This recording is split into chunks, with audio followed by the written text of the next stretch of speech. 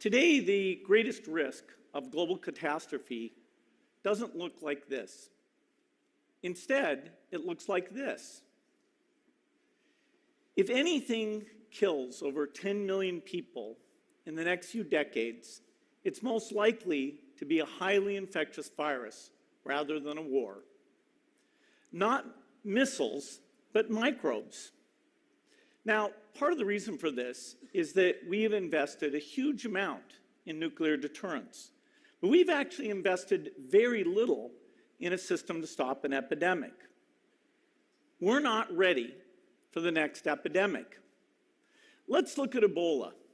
I'm sure all of you read about it in the newspaper.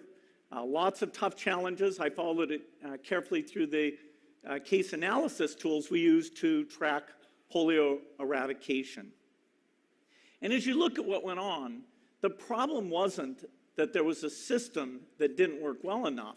The problem was that we didn't have a system at all. In fact, there are some pretty obvious key missing pieces. We didn't have a group of epidemiologists ready to go who would have gone, seen what the disease was, see how far it had spread. The case reports came in on paper. It was very delayed before they were put online, and they were extremely inaccurate. We didn't have a medical team ready to go. We didn't have a way of preparing people. Now, Médecins Sans Frontières did a great job orchestrating volunteers, but even so, we were far slower than we should have been getting the thousands of workers into these countries. And a large epidemic would require us to have hundreds of thousands of workers. There was no one there to look at treatment approaches, no one to look at the diagnostics, no one to figure out what tools should be used.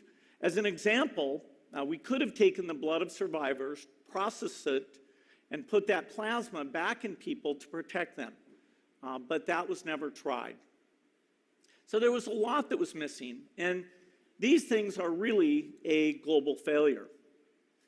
The WHO is funded to monitor epidemics, but not to do these things I talked about. Now in the movies, it's quite different. There's a group of handsome epidemiologists ready to go. They move in, they save the day, but that's just pure Hollywood.